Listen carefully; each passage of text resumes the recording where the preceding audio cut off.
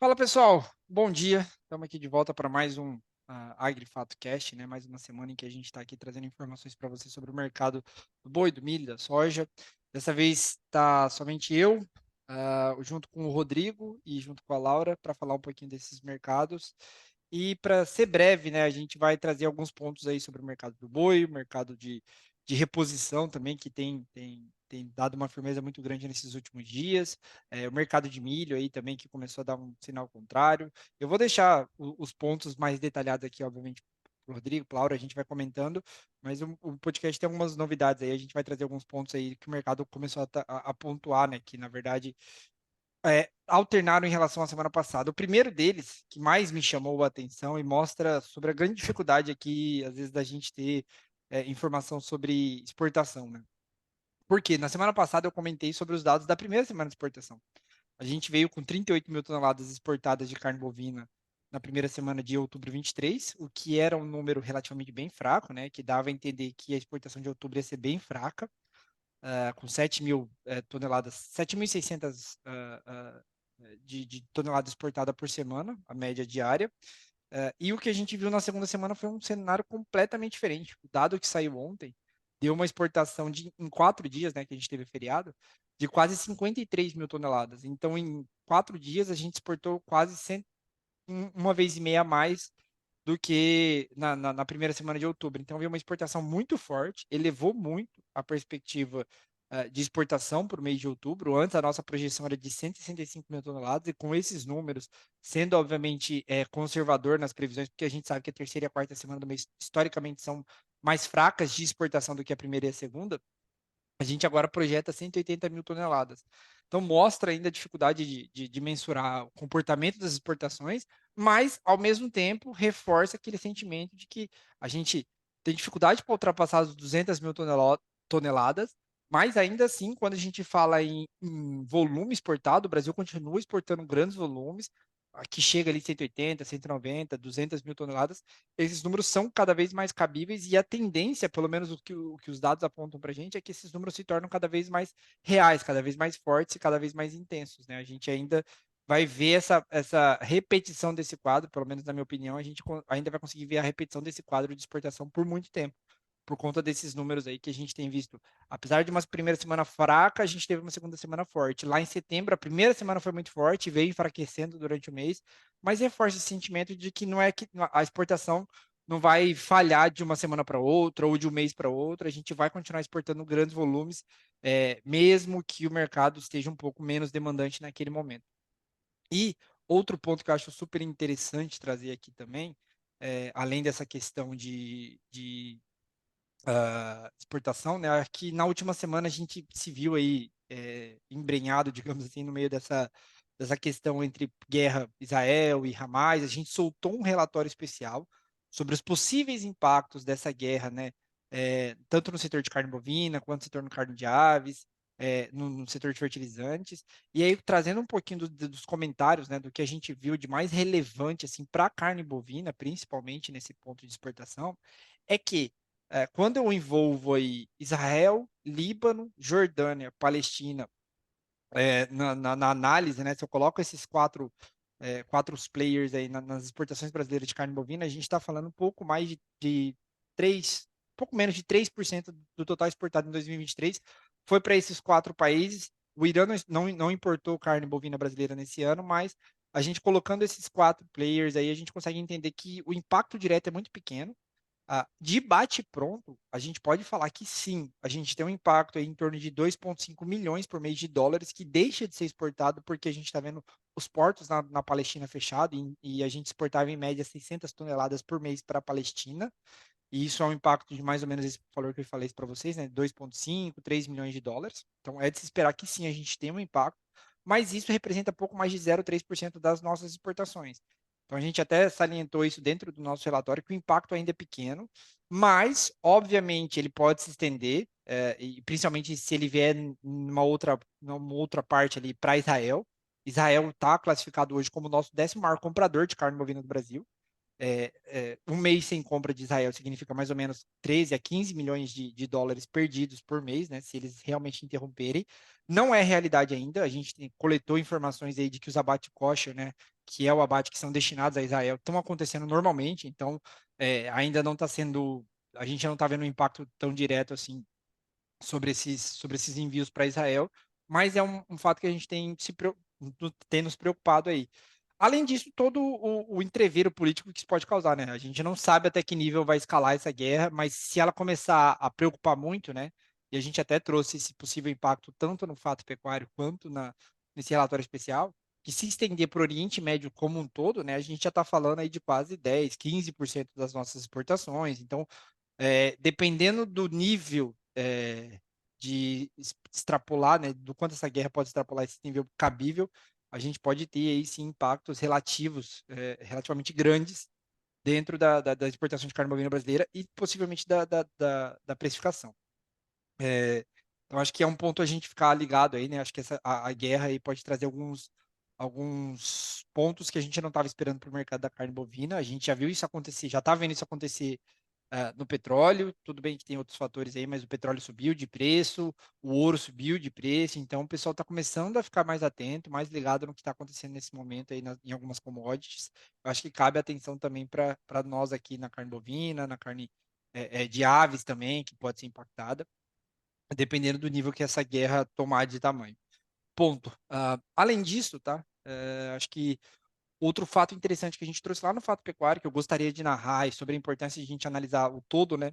É que a gente está se aproximando do final do ano, né? Acho que falta menos de 60 dias, na verdade, falta 70, 80 dias para o final do ano, mas os preparativos já começam a partir do mês que vem, né? O mês de novembro é um mês crucial para o atacado começar a se planejar para atender os seus distribuidores, os varejistas e os consumidores no mês de dezembro. Afinal, ninguém compra. O varejista não vai tacar aquela carne no dia 25 de dezembro, não é uma carne que ele comprou no dia 24 de dezembro, né? Ele faz o planejamento para ter o estoque suficiente para o consumidor ir lá gastar o 13º dele. A gente está falando de o dobro de renda na mão do consumidor no mês de dezembro. Então, tudo isso alavanca as vendas de final de ano.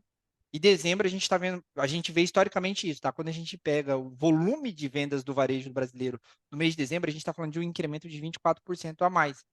Então, esse é um ponto muito interessante que a gente vai ter que ficar de olho. A gente até salientou sobre isso lá no nosso Fato Pecuário. O mercado do boi está um pouquinho frio agora, né? A Laurinha vai trazer mais informações sobre isso. Mas a gente entra no mês de novembro com a perspectiva histórica de que há um preparativo para as festas de finais de ano. E por isso, a indústria precisa se preparar e normalmente isso acontece no mês de novembro. Então, o fato que a gente vai ficar ligado aí, que o mês de novembro costuma ser um mês que puxa a demanda. A gente vai ver isso acontecer ou não, é outros 500, mas historicamente é o que acontece. O mês de dezembro costuma ter um volume de vendas no varejo cerca de 24% maior do que novembro. E aí esses preparativos podem até dar um ritmo e uma tendência para o mercado do boi que a gente fique mais firme. Mas, enfim, eu vou deixar isso. A gente vai comentando isso nas próximas semanas e até no próximo mês. Eu acho que o mês de novembro vai ser crucial para isso. Mas já é um preparativo para quem está no mercado, para quem tem gado para vender nessas próximas semanas, é ficar atento a esse incremento de demanda que a indústria historicamente tem. Para trazer sobre o que está acontecendo mais um pouquinho no mercado físico nesse momento, eu vou pedir para a Laurinha que ela está por dentro aí do que está acontecendo no físico, atacado. Laura, o que você tem de novidade para a gente aí? Bom, primeiro cumprimentar aí o pessoal que está nos ouvindo por mais uma semana, e é bem em linha com o que você tem comentado, né, Iago? A gente está analisando aqui os dois pontos, tanto de exportação quanto de mercado interno, mas trazendo principalmente mais essa realidade do mercado interno, nós estamos observando uma semana que passou por mais uma semana de valorização para a carcaça casada, né? Nós vimos aí uma alta de 1,8% no comparativo semanal, mas já é uma semana que nós estamos vendo um pouco mais de dificuldade para escoamento de mercado interno.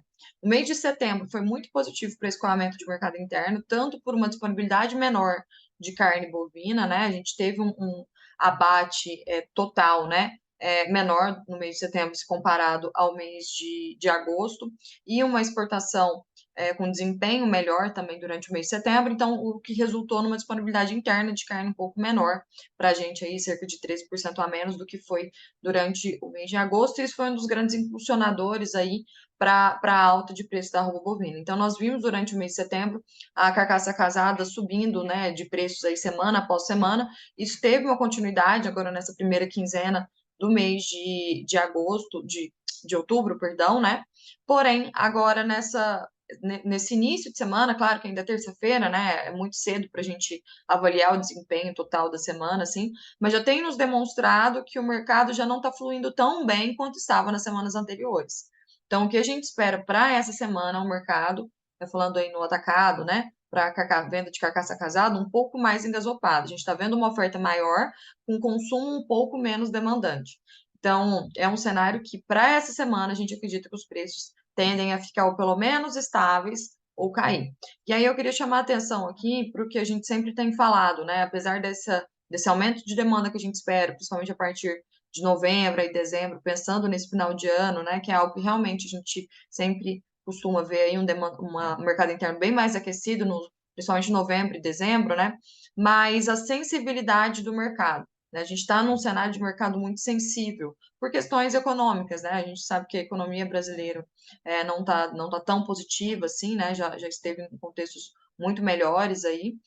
Então, apesar de ter alguns indicadores que têm nos demonstrado uma melhora, né?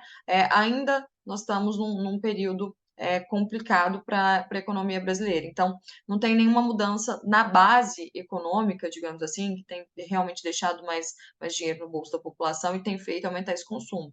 A gente viu esse aumento aí, essa carcaça valorizando e a população conseguindo absorver por queda nos preços no varejo, né? Então, a carne barateou para o consumidor final e isso conseguiu absorver. Só que aí, quando ela sobe novamente, né, a gente coloca um limitador de consumo. Se a população está consumindo mais porque está ficando barata, se sobe de novo, ela vai parar de consumir.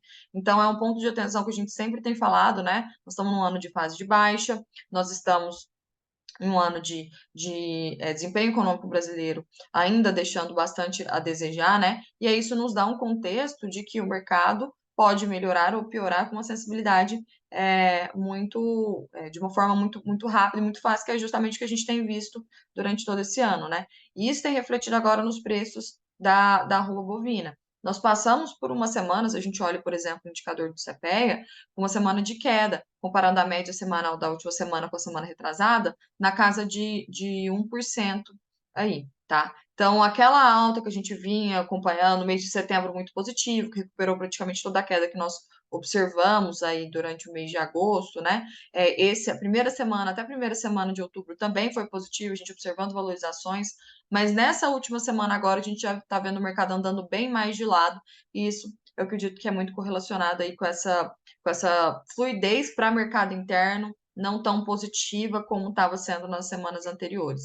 Então, apesar da gente acreditar que para os próximos meses, como você comentou aí, né, vamos ver um consumo melhor sim para o mercado interno, tá bastante sensível, assim, semana após semana a gente tem que ir avaliando isso aí. Então, o boi passando por um momento mais de lado, né, as cotações andando mais de lado durante essa semana aí, a gente fala num boi comum em São Paulo na casa de 230, boi China na casa de 240, algumas outras bonificações aí, né, de Hilton, por exemplo, que estão pagando aí na casa de R$ 5 a mais, então acaba elevando aí o preço do boi, mas padrão que a gente vê é esse 230, 240 para o estado de São Paulo, né? E para o preço do bezerro, a gente tem observado um cenário ainda mais positivo do que para o boi. Importante falar aqui que o bezerro ele tende a antecipar um movimento de virada de ciclo, né? A gente acredita que a partir do ano que vem a gente já vai ver preços do bezerro pouco mais positivos aí, antecipando um pouco esse momento que vai vir também para o boi, né? Mas nós observamos na última semana, apesar do boi ter andado de lado, o bezerro apresentou mais uma semana de valorização na casa aí de quase 1,5%. E a gente já tem visto realmente outras praças aí, muita gente comentando aqui com a gente, né, de que o bezerro está se sustentando um pouco mais de preço, claro que ainda preços bem baixos, frente ao que era ali 1 ano e meio, 2 anos atrás, né, mas se a gente compara aí o que nós tínhamos no julho, junho, os preços já estão se sustentando um pouco mais. Então, ficar atento aí a essa questão também dos preços do bezerro. A gente acredita que daqui para frente vai ser um movimento um pouco mais ascendente.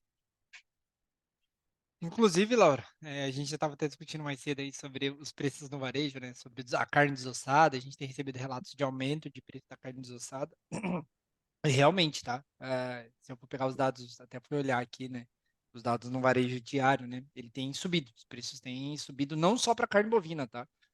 Essa alta já está acontecendo também nas outras proteínas animais, assim, no varejo diário, você já consegue perceber que a gente já está passando por um processo de valorização desses outros cortes aí no varejo, no atacado, né, desses cortes desossados no atacado.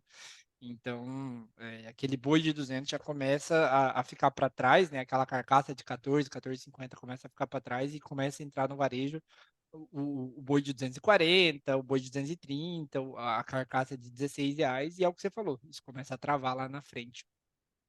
Além disso, tá, eu acho que é só importante trazer aqui o que tem acontecido também no mercado de nutrição animal, né? A gente tem visto aí esses últimos meses aí bem difícil, digamos assim, para quem não travou, né? O cara conseguiu até comprar, fez uma dieta de milho inteiro, de grão inteiro, né? Que a gente fala, conseguiu fazer até uma boa dieta com preços interessantes, mas quem não travou acabou passando por uma situação um pouco mais difícil e a gente já vem aí com várias semanas consecutivas de alta no preço do milho.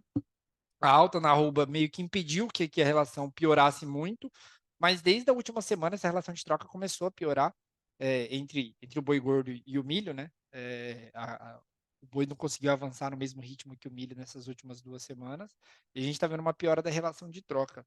Mas para trazer informação sobre o que está acontecendo, acho que eu vou deixar com o especialista, o Rodrigo, aqui, que ele tem mais informações sobre tanto o mercado do milho quanto o mercado do farelo de soja, aí, os posicionamentos que a gente tem visto aí, que acho que está para ficar mais claro aí o que está acontecendo nesse momento no mercado de nutrição. Quem deixou para comprar milho agora está enfrentando um cenário um pouco mais difícil, um pouco mais caótico, digamos assim. Mas vai lá, Rodrigão, é seu nome. Bom, obrigado, Iago. Agradecer a todos os ouvintes aqui que nos acompanham semanalmente.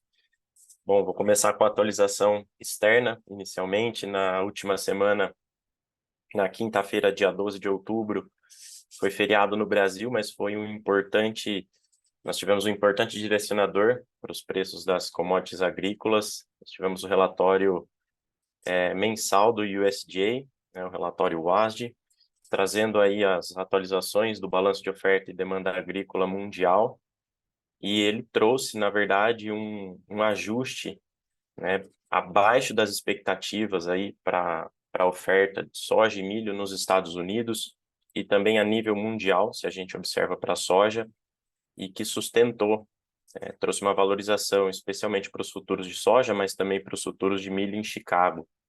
O órgão reportou a oferta de soja nos Estados Unidos, nessa atual safra 23-24, em 111,7 milhões de toneladas. Já é uma queda no comparativo com o ano anterior, é uma produtividade em 49,6 bushels por acre.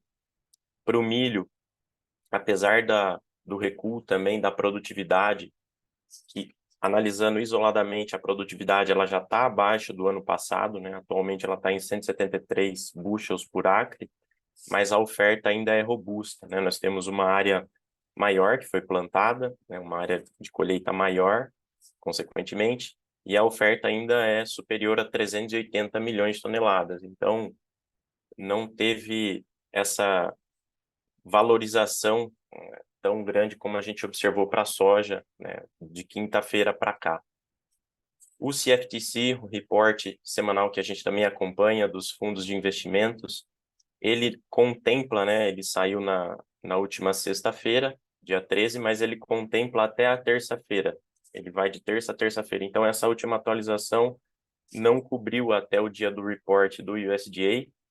Os fundos reduziram a exposição vendida em derivativos de milho, que o saldo estava bem negativo, né, renovando aí os patamares mais baixos de agosto de 2020, a gente vem pontuando isso, mas eles reduziram essa exposição em futuros e opções de milho em Chicago, que agora estão em menos 112.691 contratos.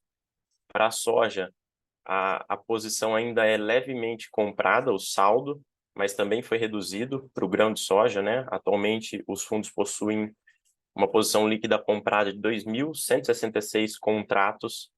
Novamente, essa posição contempla até o dia 10. Vai ser muito interessante observar esse report da sexta-feira, que vai contemplar aí o posicionamento dos players, né, dos fundos, após essa atualização do USDA. Também no dia de ontem, saiu a atualização do progresso de safras dos Estados Unidos. Colheita de soja bateu 62% da área até o dia 15 de outubro. Ela está acima da média dos últimos 5 anos, acima em 2 pontos percentuais do ano passado. Já a do milho, ela atingiu 45% da área, também até o dia 15 de outubro, e também está acima em 2 pontos percentuais do ano passado e também da média dos últimos 5 anos. Daqui para frente, esse é um importante direcionador à medida que a colheita caminha aí para a segunda metade, né, juntamente com a demanda por commodities agrícolas norte-americanas. Para a soja, se a gente olha o comprometimento das exportações, elas seguem bem abaixo neste ano safra 23-24 em relação ao ano safra anterior, e a do milho segue levemente acima. Então, é um importante fator aí, um direcionador para os preços de commodities nesse período do ano, assim como o clima atuando sobre o plantio aqui na América do Sul, especialmente no Brasil. Agora sim, falando de Brasil, como o Iago pontuou, nós tivemos aí o milho, o indicador base CPEA, milho Campinas, que é balizador para os contratos futuros aqui da Bolsa Brasileira. Ele voltou a atingir o patamar de 60, até ultrapassou a referência dos R$60 a saca durante a última semana. No dia de ontem, ele atingiu R$59,42 a saca, uma variação semanal levemente negativa, mas ele está aí próximo a essa referência dos R$60 a saca, respondendo a essa demanda externa ainda aquecida, um cenário de exportação brasileiro muito forte, né? Se a gente observar, nós tivemos aí durante os últimos meses, né, o melhor agosto da história, o melhor setembro da história, analisando os dados da Secretaria de Comércio Exterior. No mês de outubro, a gente tem 3,99 milhões de toneladas embarcadas, né, considerando as 2 primeiras semanas de outubro, né, os 9 dias úteis. Esse número de 3,99 milhões de toneladas, ele é 24,13% acima, né, no comparativo com essas 2 semanas do ano anterior, e é o que vem direcionando, né, as cotações aí do milho, tanto no mercado físico quanto na B3. Se a gente pega os contratos aqui, o novembro, que é o atual vencimento, né, o mais líquido, negociando a R$ 61,42, ele segue em tendência de alta no gráfico diário, ou seja, no curto prazo. Tem uma importante referência aqui na região dos 62,78, então é o primeiro obstáculo que a gente vê para o milho novembro. E a partir do janeiro, março, patamares um pouco acima.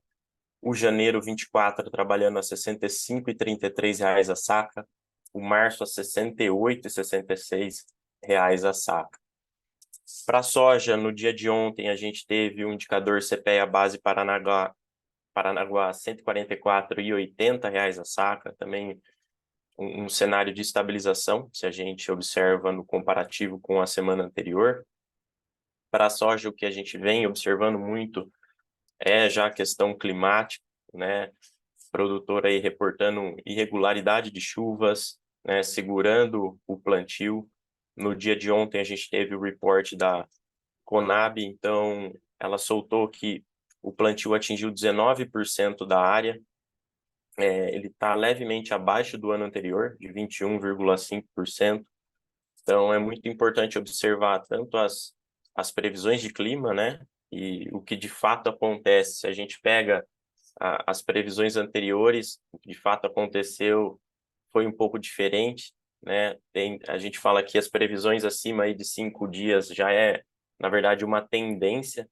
Então, é sempre importante monitorar, né, tanto as previsões de curto e médio e longo prazo. Acho que esses são os principais direcionadores, Iago, no curto prazo que a gente tem para o mercado de grãos aí. Show de bola, Rodrigão. Você estava até comentando sobre posicionamento, né, dos players, sobre Chicago, enfim, eu acho que é interessante trazer só um comentário que a gente também soltou no relatório de sexta-feira, né, sobre o posicionamento do players no mercado do boi gordo. A gente veio aí, já vem basicamente 4, 5 semanas consecutivas com os fundos, né, os investidores institucionais, reduzindo a sua exposição comprada em futuro de boi gordo. Saíram de um saldo comprado de quase 13 mil contratos lá no final, em meados de setembro, né? Na primeira, segunda semana de setembro, para agora em torno de 6 mil, 7 mil contratos, um saldo comprado de 6.100 contratos comprados, sendo esse o menor saldo comprado desde o final de julho. Então, o que me chama a atenção nesse posicionamento é que os fundos, que eram um dos principais players comprados aí, está reduzindo a sua exposição, talvez enxergando que o preço ali no patamar de 240 esteja num patamar um pouco mais justo dentro das condições atuais de mercado, né? Então, eles compraram bastante a partir do dia 20 de julho, aumentaram bem sua exposição e agora estão vendo nesse mercado aí 240 uma possibilidade de redução e pode ser inclusive uma das motivações dessa queda que a gente tem visto, né? Você tem uma posição muito grande, você precisa se desvencilhar dela e aí você vai soltando aos poucos no mercado, vai reduzindo sua exposição e consequentemente vai pregando, né? A gente vai vendo esse mercado que vai andando lateralizado, bate o 245 e volta. É um fato que me chamou a atenção, assim, que os players, principalmente os fundos, reduziram bastante a sua exposição comprada. E na outra ponta, né, quem estava vendido bastante e hoje já nem tem mais exposição é a pessoa física, né? A pessoa física chegou a ter um saldo vendido de 11 mil contratos ali no final de agosto e agora a gente está falando de um saldo de 500 contratos. Então, chama a atenção essa movimentação dos players no mercado futuro e a gente entra aí em novembro sem um direcional muito claro, né? Sobre que posição cada player vai tomar, olhando para o que ele tem visto de mercado. A gente trouxe a nossa opinião aí, mas acho que é um ponto a ficar de alerta aí sobre como os players vão se posicionar nessas próximas semanas, aí, principalmente com o encerramento do contrato de outubro, que é daqui 2 semanas. Mas é isso, pessoal. Vocês têm mais algum comentário, Rodrigão, Laura? Não, Iago, acho que é isso. Vamos para a semana aí, né? Da Batalhar minha parte, ok também. batalhar mais uma semana aí. Muito obrigado, Laurinha. Muito obrigado, Rodrigão. E a gente tá aí semana que vem. Até mais. Beijo. Valeu. Obrigada, Valeu, turma. Boa pessoal. Boa semana. semana.